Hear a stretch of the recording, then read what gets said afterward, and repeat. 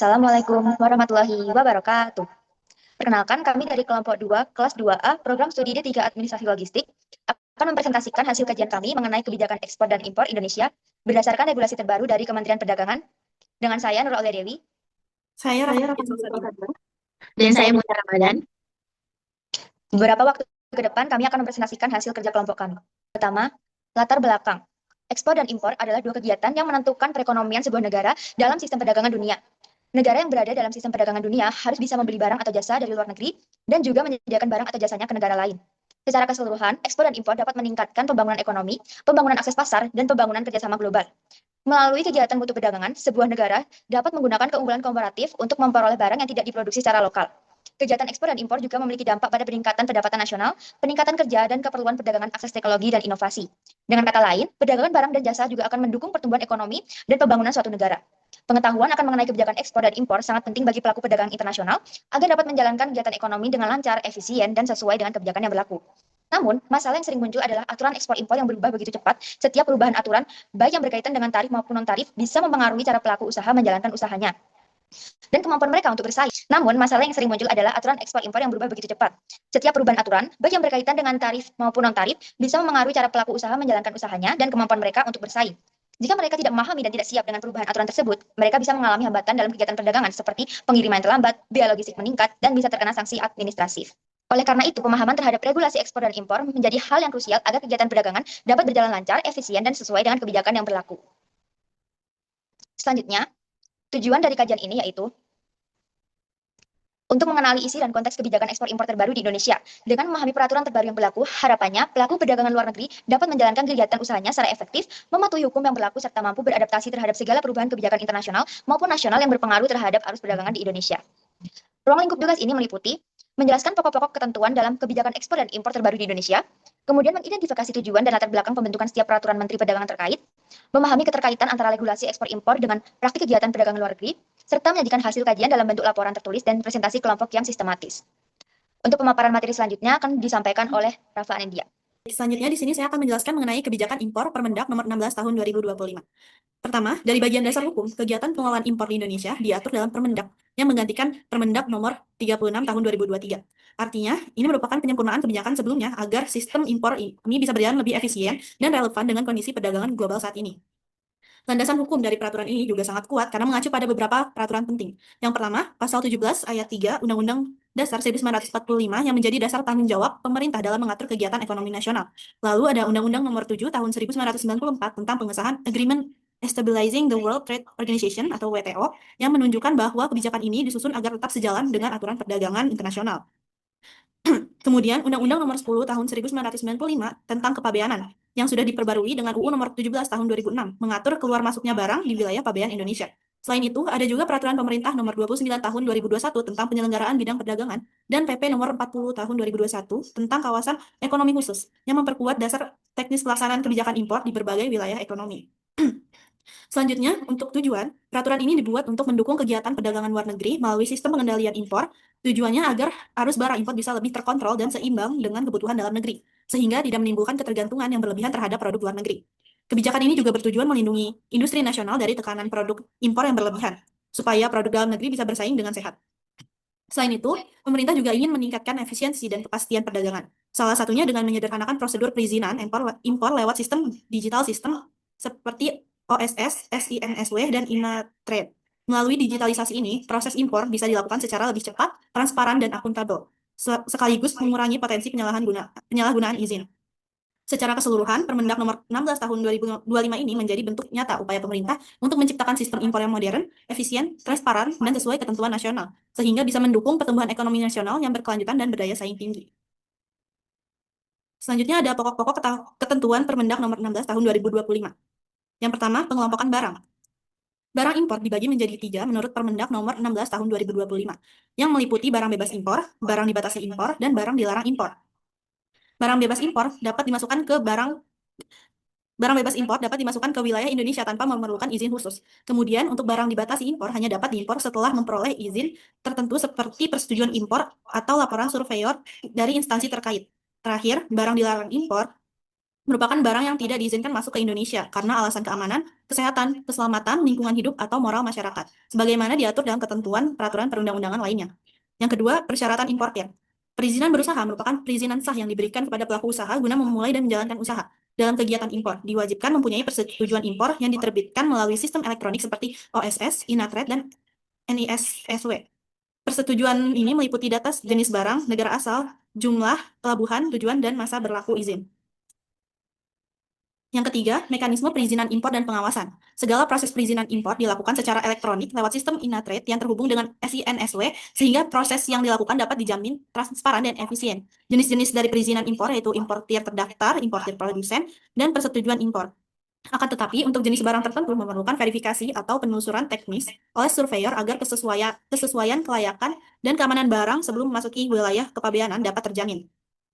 Pengawasan impor dilakukan Direktorat Jenderal Bea dan Cukai pada tahap perbatasan serta oleh Direktorat Jenderal Perlindungan Konsumen dan Tertib Niaga pada tahap setelah barang beredar. Pengawasan ini dilakukan guna memastikan kepatuhan importir terhadap ketentuan izin, jenis barang, jumlah, serta pelabuhan masuk yang telah ditetapkan. Yang keempat, perubahan penting dibanding aturan sebelumnya. Dalam Permendak Nomor 16 Tahun 2025, terdapat beberapa perubahan penting daripada peraturan sebelumnya. Salah satu perubahannya yaitu penerapan gabungan sistem perizinan lewat OSS dan SINSW, yang dapat melakukan penerbitan, perubahan, dan pencabutan izin secara transparan dan otomatis. Kemudian, dalam peraturan ini juga menyederhanakan klasifikasi barang impor dan kemudahan perubahan status APIU menjadi APP, tanpa harus membuat izin baru. Selain itu, peraturan ini juga menegaskan penggunaan neraca komoditas nasional sebagai dasar perencanaan dan pengendalian impor, dan memperkuat sistem pengawasan serta penerapan sanksi administratif secara digital bagi importir yang melanggar ketentuan. Baik, selanjutnya akan dijelaskan oleh Saudari Mutiara Ramadhani. Selanjutnya, kita akan membahas mengenai kebijakan ekspor Permendak Nomor 23 Tahun 2023, di mana pertama kita akan membahas mengenai dasar hukum dan juga tujuannya. Pertama, dasar hukum. Peraturan Menteri Perdagangan Nomor 23 Tahun 2023 ini, yang disahkan pada 10 Juli 2023, membahas mengenai kebijakan ekspor. Terdapat juga beberapa perubahan di dalam kebijakan ekspor tersebut, yaitu Permendak Nomor 11 Tahun 2024, Permendak Nomor 21 Tahun 2024, dan Permendak Nomor 9 Tahun 2025. Kebijakan ini bukan hanya aturan ketat yang berlaku, namun merupakan cara pemerintah guna membuat ekspor negara menjadi lebih lancar serta kompetitif di kancah dunia. Ekspor sendiri merupakan jendela utama bagi perekonomian di Indonesia. Melalui ekspor negara, bisa mendapatkan devisa serta membuka pasar baru untuk produk lokal. Dan di sini tata tingkatnya cukup kuat, meliputi Undang-Undang 1945, khususnya pasal 33 ayat 4, yang menekankan ekonomi berbasis demokrasi dan keadilan. Undang-Undang Perdagangan Nomor 7 Tahun 2014 sebagai panduan utama untuk perdagangan luar negeri, dan Undang-Undang Kepabeanan Nomor 10 Tahun 1995, diubah dengan Undang-Undang 17 Tahun 2006, yang mengatur bagaimana barang masuk keluar Indonesia. Lalu juga ada Peraturan Pemerintah Nomor 29 Tahun 2021 yang menjadi panduan praktis untuk ekspor termasuk izin dan pengawasan. Lalu, Peraturan Presiden Nomor 18 Tahun 2020 tentang RPJMN 2020 sampai 2024 yang mendorong penguatan ekspor non-migas untuk daya saing Indonesia. Selain itu, aturan ini juga mempertimbangkan komitmen internasional di Indonesia seperti Perjanjian Perdagangan Bebas (FTA) dengan ASEAN atau aturan WTO supaya ekspor Indonesia tidak bentrok dengan standar global. Di sini kita selanjutnya akan membahas tujuan, di mana tujuannya adalah kebijakan ini mampu menyederhanakan proses ekspor serta meningkatkan pelayanan terhadap para pelaku usaha. Perubahan kebijakan ini juga memiliki tujuan guna meningkatkan daya saing barang ekspor nasional di Indonesia dan di pasar internasional, mendorong pertumbuhan ekonomi dengan meningkatkan nilai tambah ekspor dan memastikan bahwa ekspor terus mendukung di industri dalam negeri dan sumber daya alam. Maka dari itu, peraturan baru tersebut memiliki peran yang penting dalam membuat sistem perdagangan luar negeri yang terkini, mudah beradaptasi, serta berkelanjutan sesuai dengan kemajuan ekonomi Indonesia. Selanjutnya, kita akan membahas mengenai pokok ketentuan Permendak Nomor 23 Tahun 2023. Pertama, ada definisi ekspor dan eksportir.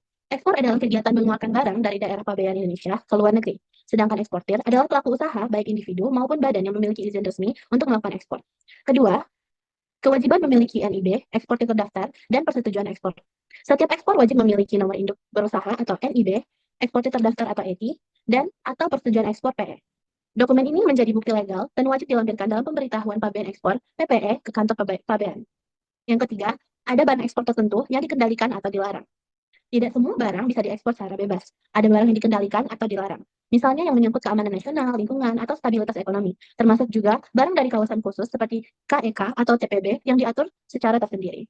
Yang keempat, ada peran sistem OSS dan SINSW, di mana digitalisasi menjadi kunci utama. Sistem OSS berfungsi untuk penerbitan izin berbasis risiko, sementara NSW mengintegrasikan data ekspor nasional mulai dari izin, kepabeanan, karantina, hingga pelabuhan. Kedua sistem ini terhubung melalui Inatrade yang menjamin proses ekspor berjalan otomatis, transparan, dan efisien.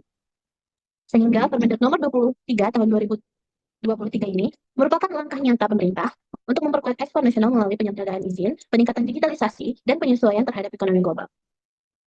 Materi selanjutnya akan disampaikan oleh Saudari Nurul. Selanjutnya, saya akan menjelaskan mengenai ringkasan perubahan regulasi kebijakan ekspor. Yang pertama, pada peraturan Permendag Nomor 11 Tahun 2024 yang berlaku pada tanggal 1 Juni 2024. Fokus perubahannya yaitu mendukung kegiatan ekspor komoditas pengolahan dan pemurnian mineral logam disertai dengan kepastian hukum bagi penambang di masa peralihan pembangunan smelter dalam negeri. Substansi utamanya meliputi yang pertama, Permendag 11 Tahun 2024 mengubah ketentuan pasal 49 terkait batas waktu ekspor konsentrat hasil pengolahan dan pemurnian mineral logam yang kini hanya diperbolehkan sampai 31 Desember 2024 dengan bukti pemberitahuan pabean ekspor dari kantor pabean. Yang kedua, setelah 1 Januari 2025, ekspor konsentrat mineral logam dibatasi secara khusus hanya untuk tujuan penelitian dan pengembangan, ekspor kembali atau untuk produk industri yang bahan bakunya berasal dari impor atau scrap logam. Yang ketiga, Permendag 11 Tahun 2024 mengubah dan mengganti lampiran Permendag 23 Tahun 2023 yang memuat daftar komoditas yang ekspornya diatur, termasuk persyaratan izin ekspor untuk sarang burung walet, komoditas beras, hewan, dan produk hewan, serta tumbuhan dan satwa liar. Yang terakhir, pada lampiran tersebut juga dilakukan penyesuaian elemen pemeriksaan data, yaitu wajib menyantumkan pelabuhan muat dan negara tujuan sebagai bagian dari pengawasan ekspor. Selanjutnya yang kedua yaitu Permendag Nomor 21 Tahun 2024 yang berlaku pada tanggal 28 September tahun 2024. Fokus perubahannya ini adalah mengatur pemanfaatan hasil sedimentasi laut seperti pasir laut untuk ekspor dan memperkuat nilai tambah sekaligus memberikan kepastian hukum bagi ekspor kratom, khususnya yang proses kepabeannya telah berjalan sebelum aturan ini ditetapkan. Substansi utamanya itu meliputi penambahan pasal 52A yang berbunyi kratom yang sudah memiliki pemberitahuan pabean ekspor sebelum aturan ini berlaku tidak wajib ET atau PE dan tidak wajib verifikasi teknis. Yang kedua, penyesuaian lampiran 145 terkait daftar komoditas ekspor termasuk pasir laut dan kratom. Yang ketiga, ketentuan ekspor mengacu neraca komoditas hasil rapat koordinasi lintas kementerian, dan yang terakhir mendorong peningkatan nilai ekonomi dan daya saing produk. Yang terakhir, Permendag Nomor 9 Tahun 2025 yang berlaku pada tanggal 13 Maret 2025. Fokus perubahannya yaitu memperketat mekanisme pengendalian penerbitan izin ekspor, memberikan kejelasan prosedur bagi eksportir dalam kondisi kahar khususnya di industri tembaga, serta menegaskan tanggung jawab eksportir untuk memastikan kebenaran data pada perizinan ekspor. Substansi utamanya meliputi penambahan pasal 7A yaitu Menteri dapat meminta laporan proses penerbitan izin ekspor sebelum diproses atau diterbitkan dikaitkan dengan kepentingan nasional. Yang kedua, penegasan proses perubahan data perizinan ekspor seperti identitas, HS, jumlah jenis, pelabuhan, dan lain-lain melalui SINSW atau Inatrade. Yang ketiga, penegasan tanggung jawab eksportir atas kebenaran data dan dokumen. Kemudian penyelesaian waktu pengajuan perpanjangan ET atau PE, yakni paling lambat 30 hari dan paling cepat 30 hari dan paling lambat 7 hari kerja sebelum masa berlaku berakhir. Dan yang terakhir, pembaruan lampiran persyaratan izin ekspor. Kemudian untuk materi selanjutnya akan disampaikan oleh Saudari Rafa. Baik, selanjutnya di sini saya akan menjelaskan mengenai contoh dampak kebijakan ekspor dan impor di dunia usaha yang didasarkan pada dua peraturan terbaru dari Kementerian Perdagangan. Pertama, untuk bagian impor berdasarkan Permendag Nomor 16 Tahun 2025, contohnya ada di industri etanol dan gula. Karena adanya aturan baru, pelaku industri harus menyesuaikan strategi pasokan bahan baku mereka. Mereka perlu memastikan apakah bahan seperti etanol termasuk dalam daftar yang dibatasi atau dilarang impor. Kalau izin impornya belum terpenuhi atau prosesnya terlambat, dampaknya bisa besar, mulai dari kenaikan biaya produksi, terganggunya operasional, sampai hilangnya peluang pasar karena distribusi yang terlambat. Jadi, di sini terlihat bagaimana perubahan regulasi bisa langsung berpengaruh pada rantai pasok industri. Lalu, untuk bagian ekspor berdasarkan Permendag Nomor 9 Tahun 2025, contohnya ada di PT Global Electronic Nusantara yang mengimpor komponen semikonduktor dari Korea Selatan. Dalam prosesnya, mereka wajib memastikan data izin impor yang diajukan lewat SINSW dan Inatrade sudah benar. Tapi ternyata ada perbedaan data HS code dan jumlah barang. Jadi, Kementerian Perdagangan menunda izin sesuai pasal 7A untuk meminta laporan klarifikasi. Setelah diperbaiki, izin akhirnya disetujui. Kasus ini menunjukkan kalau pemerintah sekarang menerapkan pengawasan digital yang ketat untuk memastikan semua data impor akurat dan mencegah penyalahgunaan izin. Secara keseluruhan, dari dua contoh ini bisa kita lihat bahwa perubahan kebijakan ekspor dan impor berpengaruh langsung pada dunia usaha, terutama dalam hal kepatuhan terhadap sistem digital, efisiensi proses, dan transparansi kegiatan perdagangan. Selanjutnya akan diberikan kepada Saudari Mutia. Baiklah, setelah kita mendalami kajian peraturan ekspor impor ini, dapat disimpulkan bahwa kebijakan ekspor dan impor terbaru melalui Permendag Nomor 16 Tahun 2025 dan Permendag Nomor 23 Tahun 2023 beserta perubahannya menunjukkan keseriusan pemerintah dalam menciptakan perdagangan luar negeri yang efisien, transparan, dan kompetitif. Aturan ini menyeimbangkan perlindungan industri lokal dengan dorongan ekspor non-migas, memanfaatkan digitalisasi sistem Inatrade dan SINSW, serta memastikan kepatuhan terhadap standar internasional WTO dan FTA. Secara keseluruhan, kebijakan ini menjadi strategi berkelanjutan untuk memperkuat posisi Indonesia di pasar global sambil menjaga kepentingan nasional. Untuk saran akan disampaikan oleh Saudari Nur. Baik, berdasarkan hasil pembahasan, terdapat beberapa saran yang dapat kami berikan. Bagi pemerintah, kajian ini dapat dijadikan bahan evaluasi dalam penyusunan dan penerapan aturan ekspor-impor agar lebih fleksibel terhadap perubahan pasar, perkembangan teknologi, serta dinamika geopolitik global. Pemerintah juga diharapkan dapat memperluas kegiatan sosialisasi kepada masyarakat, terutama pelaku UMKM, supaya mereka memahami regulasi perdagangan luar negeri dan mampu memanfaatkan peluang ekspor dengan baik. Bagi pelaku usaha, hasil kajian ini dapat menjadi referensi penting dalam memahami ketentuan hukum seperti izin ekspor-impor, aturan barang larangan, dan pembatasan atau latas, serta penggunaan sistem digital dalam administrasi perdagangan. Dengan pemahaman yang baik, pelaku usaha diharapkan dapat menjalankan kegiatan ekspor-impor sesuai prosedur dan menghindari sanksi yang merugikan. Selain itu, bagi dunia akademik dan mahasiswa, kajian ini diharapkan dapat menjadi bahan pembelajaran untuk memahami dinamika perdagangan internasional dan memperkuat kompetensi di bidang logistik, manajemen rantai pasok, serta kebijakan perdagangan. Secara umum, keberhasilan penerapan kebijakan ekspor-impor di Indonesia memerlukan kolaborasi yang kuat antara pemerintah, pelaku usaha, lembaga pengawas, dan masyarakat. Dengan kerjasama yang solid antar pihak tersebut, Indonesia dapat memperkuat daya saingnya di pasar global dan mendorong pertumbuhan ekonomi yang berkelanjutan. Demikian presentasi yang dapat kelompok kami sampaikan. Apabila ada salahnya, kami mohon maaf sebesar-besarnya. Wassalamualaikum warahmatullahi wabarakatuh.